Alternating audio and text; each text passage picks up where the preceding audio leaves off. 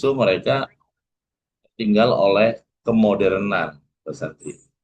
Jadi contoh misalkan ya nggak usah yang real, manusia itu bisa menciptakan AI, tapi manusia ketinggalan oleh AI, Mbak. Jadi manusia itu ketinggalan jauh sama AI kan. Cara ngitungnya aja kita saya pun ketinggalan kan. Kita nyuruh apa dia cepet banget kan. Nah itu.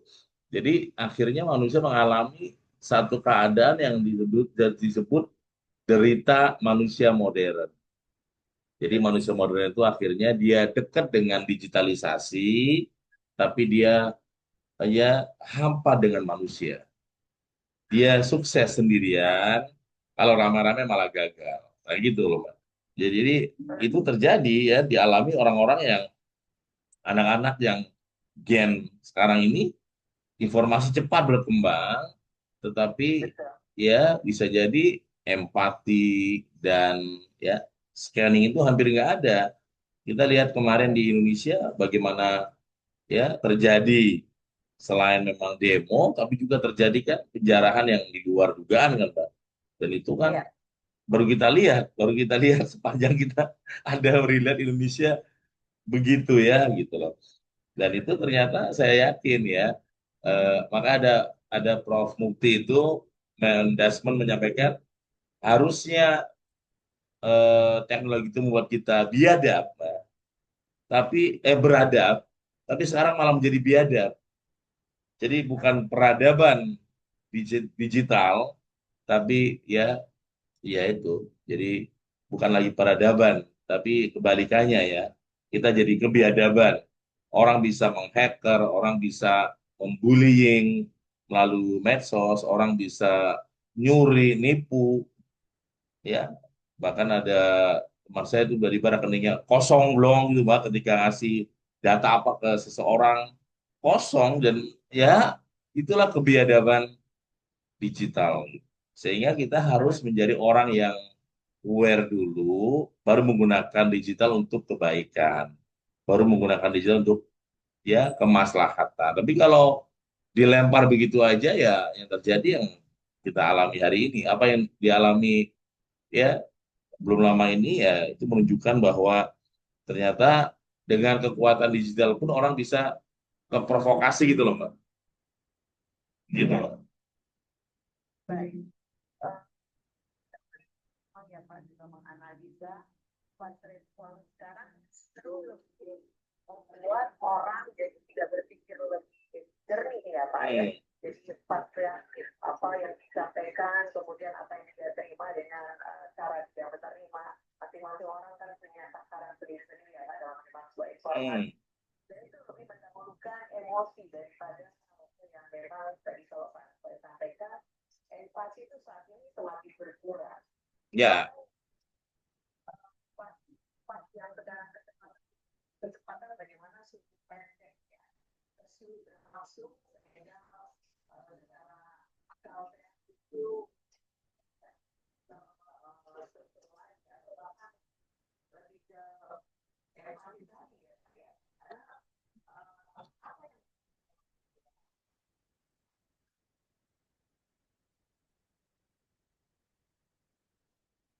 ya, ya itulah di dalam tesisnya Stephen Warnes kan dikatakan di buku utamanya itu bahwa semakin modern sebuah bangsa, semakin maju sebuah bangsa, semakin modern seseorang. Modern itu kan salah dirinya tuh nggak bisa lepas dari digital gitu Mbak ya. Jadi kalau kita nih, kita di kampung nih, nggak megang handphone 2 hari udah panik, nah berarti kita orang modern namanya. Nggak bisa megang, nggak bisa nonton YouTube, nggak bisa Instagram, nggak bisa WA. Sehari aja, semalam aja panik. Nah, itu termasuk orang modern, Mbak. Nah, jadi kalau ada orang wifi-nya rusak sehari, paniknya udah kemana-mana nih. Nah, itu termasuk orang yang sudah terkoneksi dan kemodernanisasi bahwa serba cepat, serba update, serba ya real time, kayak gitu. Nah, di Seven Wonders sendiri ada satu istilah namanya awareness of silence. Nah, itu ada rumus Pak, yang saya ajukan dalam buku tersebut bahwa manusia-manusia rata-rata rumusnya adalah stimulus and respon. Contoh, ayo ayo kita jarah jarah jarah rumahnya siapa gitu kemarin ya yang ramai itu orang langsung respon mbak itu Ya, namanya stimulus and respon kayak gitu. Nah di kampung banyak oh kita ini itu apa namanya pemuda desa sebelah pacarin tetangga kita hajar. Wah, orang bisa berantem antar kampung tapi gak jelas apa alasannya itu sering kayak gitu kan. Nah jadi maka dalam teori self awareness ada satu rumus menjadi manusia di atas rata-rata itu rumusnya adalah stimulus dan respon ada ruang yang namanya silent. Nah silent ini membuat orang itu akhirnya lebih proaktif, punya ketenangan, nggak keprovokasi dan sebagainya. Saya punya banyak murid-murid ya, termasuk kemarin ada kepala Mandua Lebak yang tiba-tiba kedatangan orang memberitahu kepada dia bahwa Bapak punya utang percetakan buku sekolah 55 juta. Itu kan stimulus. Bayangkan kalau dia belum mengenal self-awareness, apa dia nggak panik, apa dia nggak marah, ini bapak-bapakan gitu kan, nggak kurang ajar gitu kan. Tapi dia silent, tenang dulu. Oke dia, karena kalau tenang, logika tuh jernih berpikir, Mbak. Ini kapan? Tapi kalau kita nggak tenang, itu bisa jadi kemarahan yang nggak jelas ujungnya gitu.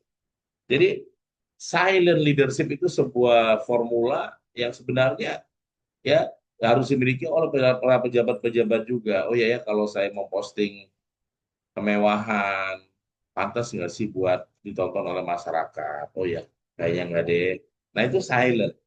Eh, oh kalau saya flexing kayak gini, nggak deh, kayaknya lagi pajak lagi naik, nggak pantas deh.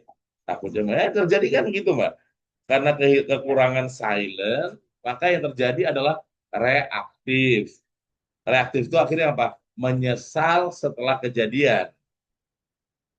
Maka para pejabat-pejabat sekarang pas sudah kejadian baru mulai berbenah kan gitu ya.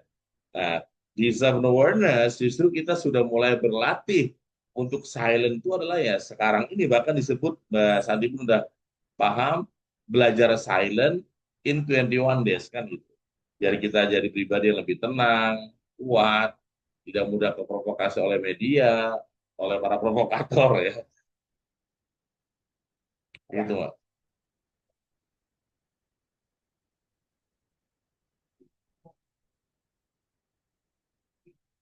Ya, ya, ya,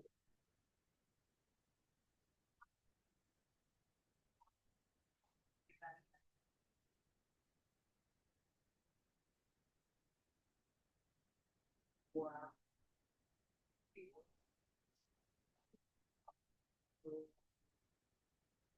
yang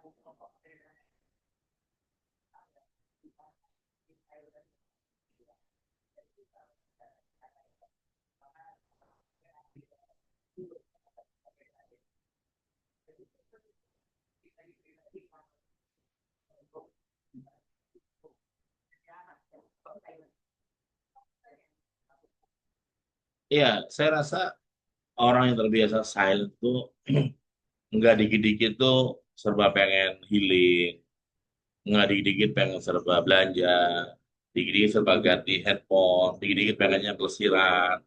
Jadi orang yang dikit-dikit kayak gitu tuh akhirnya ya boros. Pertanyaannya kenapa orang tua kita dulu bisa punya banyak tanah, padahal pekerjaan biasa, karena dia memang menghemat. Makan biasa aja pun nggak masalah.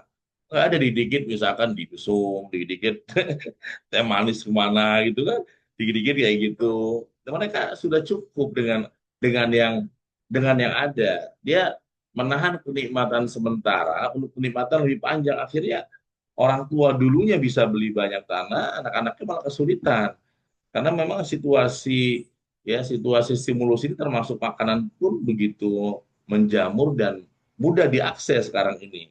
Ya, kayak saya kan rumah saya tuh dari rumah ke halaman rumah tuh hampir mungkin eh, panjang gitu Pak. Jadi anak saya tuh nggak kedengaran suara-suara jajan gitu Pak.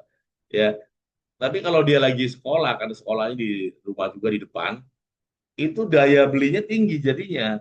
Tiba-tiba beli ini karena semua lewat depan dia belajar dari mulai Iya. somai, dimsum, es gitu. Itu contoh ya. Jadi ketika silent itu ya ini cukup air putih gitu, dan sebagainya. Tapi ketika dia pindah ke depan di Anakoya, itu pinggir jalan dan semua makanan ada gitu. Akhirnya mengalami kebutuhan yang sebenarnya nggak penting, tapi dipenting-pentingkan gitu, Mbak. Nah inilah problem dari membangun peradaban atau problem dari manusia modern itu adalah ya kayak tadi dia mudah sekali ke provokasi oleh stimulus-stimulus apapun dari media sosial, dari organisasi, bahkan dari TV, dari WA group, Mbak. Itu aja bisa ke provokasi. Padahal kita lihat kayak Ibu Sri Mulyani mengatakan guru itu beban itu kan dipotong-potong sana sini, dia akhirnya menjadi viral. Guru saya juga Menteri Agama ya, yang mengatakan bahwa kalau pengen kaya, pengen dapat upah jadi pengusaha, pedagang. Kalau jadi guru harus ikhlas hatinya. Wah itu di framing bahwa guru nggak boleh punya upah ya. Padahal maksudnya nggak ke situ. Yang memframing pun paham bahwa ini sebenarnya nggak ke situ. Tapi karena dia sadar kebutuhan saya adalah viewer. Nah ini, jadi viewer kemudian viral itu menjadi patokan yang bukan lagi benar atau tidak. Kebenaran tuh sudah nggak bisa lagi bukan karena pegangannya itu, tapi kebenaran tuh munculnya karena persepsi dan di framing itu yang terjadi. Maka di era yang disebut era VUCA seperti ini dalam self awareness, kita butuh ya yang namanya ya kalau kemudian kita butuh VUCA juga namanya Mbak Santi. Jadi VUCA kita lawan dengan VUCA. VUCA yang solusinya V-nya adalah vision. Jadi kita harus punya visi yang jelas, yang clear, sehingga nggak mudah goyang, Mbak. Contoh, ada orang mau jadi guru. Ya dia jelas, saya mau jadi guru. Bukan memperkaya diri, bukan. Saya mau jadi PNS. Saya mau kerja jadi PNS, bukan kemudian saya mau nyari uang sebanyak-banyaknya, gitu. Enggak. Nah, visi itu harus diperkerat, dipertajam, diperkuat lagi pada saat awal. Kalau kita nggak punya visi yang kuat, kayaknya tengah jalan bisa goyang itu. Jadi ya kalau visi kita kuat, akhirnya ya tetap berjalan. Contoh kayak kampus di sini ada kampus Unpam ya, Universitas paling murah dulu. Itu karena pemiliknya bilang kalau bisa anak tukang beca, anak tukang ojek bisa kuliah di sini. Visi itu kuat sehingga anaknya pun meneruskan itu, Mbak. Tapi kalau anaknya nggak visi nggak kuat, itu kan eranya papa. Era saya harus masuk akal dong. Satu semester masa cuma satu bulan cuma 150 mengalahkan apa SMA gitu kan. Tapi karena dia visinya disalurkan ke anaknya, anaknya pun menyambungkan, memperkuat visi ayahnya. Nah itu V yang pertama. Jadi kita harus punya visi yang clear, yang kuat, yang hebat dalam rangka era yang namanya era modern ini. Kalau kita nggak punya visi yang jelas, baik visi ilahi, visi spiritual kita, kerja adalah ibadah. Kita nggak menanamkan itu, ya kita gampang oleng, gampang galau gitu Mbak di era seperti ini. Era yang serba online, era yang serba kita bisa transfer knowledge dalam waktu singkat. Kalau dulu kan kita mau ketemu, mau kenal teman kita aja butuh nelpon lama, belum tentu update. Sehingga orang masing-masing bahagia dengan kebahagiaannya karena nggak saling mengetahui kebahagiaan orang lain. Kalau sekarang kan ada guru dia lihat temennya yang bukan guru satu angkatan ternyata dia kerjanya mungkin di bagian mana bilangnya apa enakan teman saya ya kerjanya kayak gitu yang sananya teman lihat teman lagi yang lain enakan teman saya nganggur duitnya banyak jadi akhirnya syukurnya hilang kenapa karena era modern itu ya terbuka gitu kan tapi efeknya ya kita jadi kurang bersyukur itu salah satu dampak dari resiko dari kemodernan.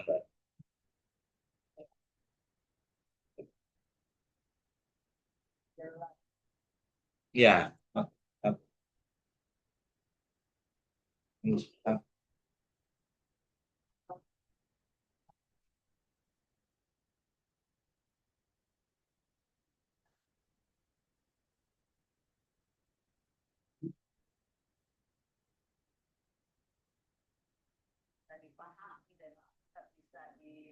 diberikan atau diwariskan kepada Ya, visi itu kalau bisa yang mudah dipahami oleh yang membaca visi. Jadi jangan visi yang sifatnya tulisan di tembok yang panjang lebar, maksudnya apa nggak ngerti gitu. Ya, jadi ya kayak di Nako School di anak Koya sendiri kan nggak jauh-jauh visinya apa yang menjadi siswa atau manusia di atas rata-rata gitu kan. Jadi nggak orang nangkep oh ya di atas rata-rata berarti ya ya sukses lah gitu kan di atas rata-rata. Nggak membangun bla bla bla panjang lebar maksudnya apa ya? Nah kalau orang masih bingung maksudnya apa berarti belum paham gitu. Jadi visi itu ya sesuatu yang orang ketika nangkep oh ya ya oh ini ya oh ya ya. Nah itu kalau makin makin jelas visi kita, makin mudah dipahami visi kita oleh klien, oleh orang, maka kita berhasil mentransformasi visi kita kepada ya melanjutkan kepada generasi berikutnya, Mbak.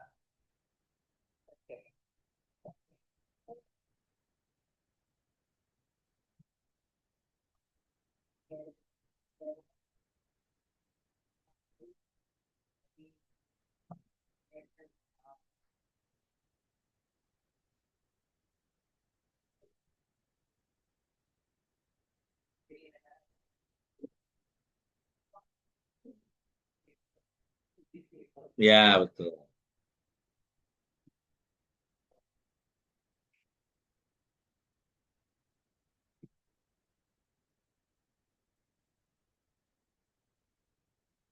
Ya untuk di era modern atau bagaimana kita melawan mengisi kemodernan ini, yang berikutnya punya adalah understanding. Jadi kita harus punya pemahaman yang sama. Coba Mbak Santi lihat, mengapa ada perusahaan yang bisa sampai 5 generasi? Mengapa ada perusahaan sampai 1 generasi nggak sampai? Itu dipastikan nggak ada pemahaman yang sama. Misalkan contoh orang tuanya wafat, anaknya 5. Nah ini kalau nggak punya pemahaman yang sama, ini isinya konflik. Tapi kalau dibuat pemahaman, ada notaris, ada ini, kesepakatan yang sama, sepakat, baru perusahaan bisa berjalan. Nggak mentang-mentang abangnya bisa ambil uang seenaknya, nggak mentang-mentang adik montotnya bisa ambil uang perusahaan seenaknya. Jadi ada aturan yang disepakati itu butuh. Nah ini understanding ini di era modern dibutuh, termasuk dalam rumah tangga. Ada yang memang tertulis, ada yang tidak tertulis ya, kayak gitu. Ya saya waktu waktu menikah juga saya ngasih istri saya ngasih pandangan bahwa saya anak pertama, jadi bagaimanapun orang tua masih butuh saya, pasti rezeki yang saya miliki akan dibagikan kepada orang tua. Apakah kamu paham di sini? Jadi saya sampaikan, Mbak, ketika dia paham, ya saya nggak ngumpet-ngumpet bagi uang emak saya di kampung. Kan ada suami yang ngumpet-ngumpet ke istrinya. Pasti karena dari awal nggak ada pemahaman. Saya sampaikan bahwa saya anak pertama, adik-adik masih 2, kemudian bapak udah nganggur, jadi ada kemungkinan bahkan pasti kalau saya punya uang, ya saya akan bagi ke kampung, tidak hanya kepada kamu. Nah, istri memahami dari awal sehingga sudah berjalan lebih dari 15 tahun pernikahan tuh ya biasa gitu, nggak ada curiga-curiga gitu, Pak. Dan ini pemahaman tuh penting, baik di perusahaan, di pribadi, di organisasi, termasuk dalam pasangan. Tapi kalau nggak ada pemahaman yang sama, ya hanya masalah waktu itu, Pak. Konflik akan jadi boom gitu, hanya masalah waktu.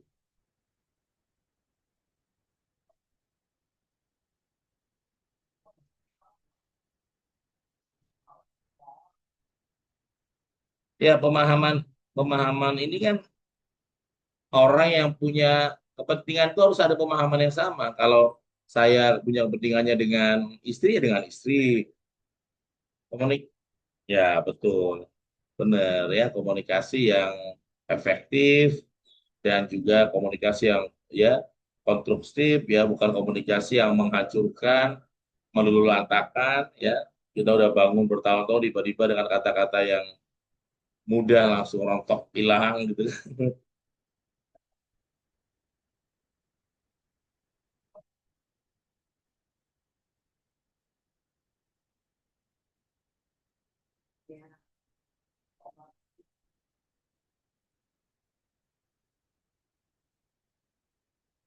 Ya, yang berikutnya adalah eh, clear ya, clear.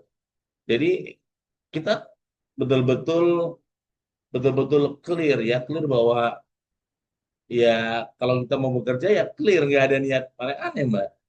Ya, kalau kita mau dagang ya clear aja mau dagang, nggak ada niat nipu atau niat apa, nggak ada gitu. Jadi kita harus clear ya, clarity ini artinya orang-orang yang sudah clear dengan awal tadi niatnya itu, akhirnya dia clear. Ketika dalam perjalanan ada uang, ada orang mau nyogok, nggak. Saya sudah niat ibadah di pekerjaan ini, yang saya bawa pulang adalah uang yang halal yang saya bawa pulang. Nah itu kan clear dia, Mbak. Tapi kalau nggak clear, godaan-godaan di tengah jalan kan banyak sekali. Akhirnya terjadi ya kita mengenal hari ini ada yang tiba-tiba seorang wamen yang udah banyak uangnya tiba-tiba korupsi. Ya kan orang yang bilang korupsi pun ternyata korupsi kan gitu. Kan jadi kayak film India lagi gitu, Mbak. Ya ternyata ketika dibuka itu kaget kan bisa ya. Ternyata seperti itu ya, teman-teman. Nah, itu clear. Ya jadi clear bahwa ya nah problem dari kemarin teman-teman juga yang apa yang sampai di jarah itu kan itu pengaruh dari digitalisasi kebiadaban digital, Pak. Ya ternyata kan yang joget-joget itu bukan karena itu, tapi memang ada musik diputar di sini habis acara itu sebagian mereka memang joget. Nah itu pas diambil-ambil momentumnya, wah itu bisa keprovokasi begitu luar biasa gitu ya. Jadi saya juga waktu 98 ikut demo kan, menurunkan Pak Harto di MPR itu.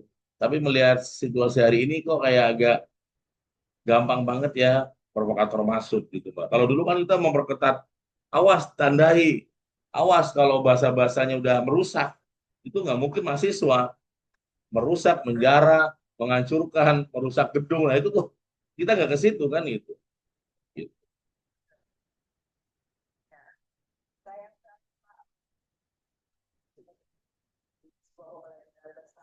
Ya, ya,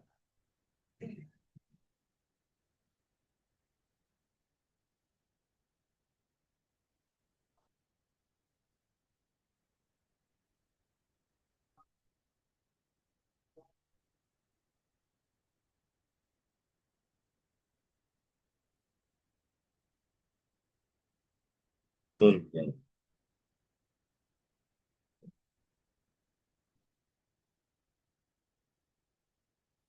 Yang yang terakhir ya kita harus agile ya. Agile itu artinya cepat ya, cepat ibaratnya ya dalam mengeksekusi ya, cepat. Nah, pertanyaan juga saya sering menyampaikan di dunia parenting ya, kenapa anak-anak kita lebih suka handphone daripada ibunya? Karena kalau handphone itu cepat menangkap, Mbak.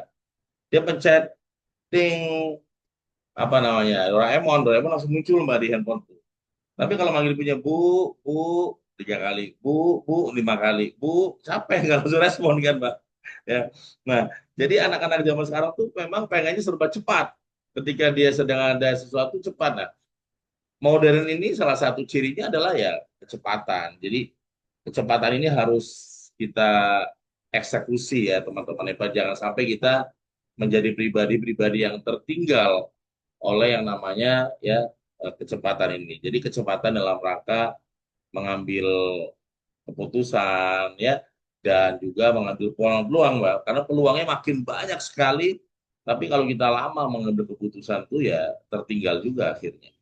Jadi teman-teman yang great ya di era VUCA seperti kita kenal hari ini, maka kita lawan dengan buka kembali ya. Jadi dari mulai vision, kemudian understanding, kemudian juga clear, yang terakhir adalah tadi adalah agility atau kecepatan dalam mengambil atau mengeksekusi sehingga tidak lagi menjadi sebatas ya niat baik tapi nggak dieksekusi jadi mubazir gitu, Pak. kesempatan ini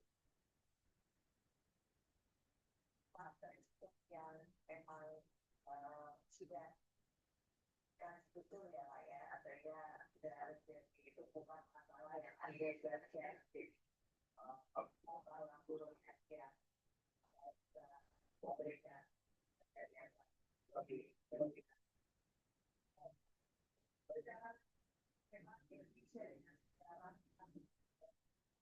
tetap yang kemerdekaan kemarin bukan lagi dari dan bahwa kemerdekaan mereka itu mahal ya Pak ya. Betul, betul.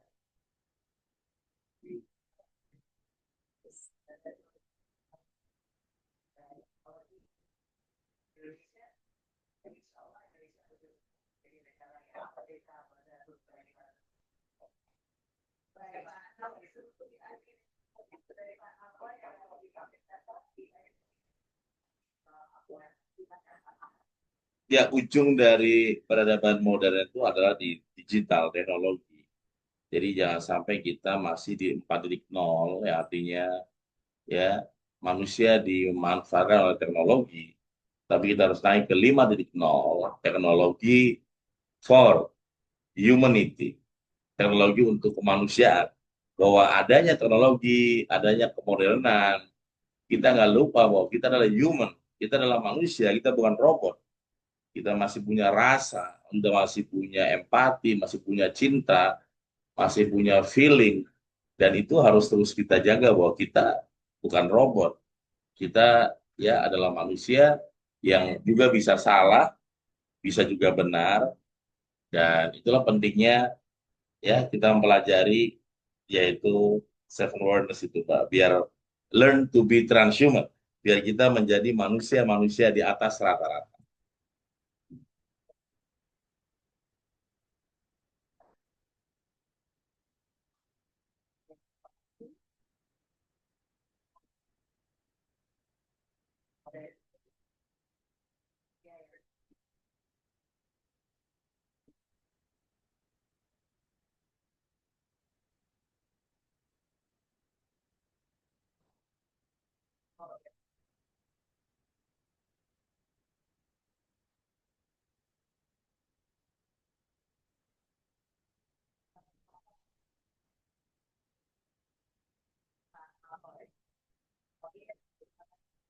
Terima kasih, Mak.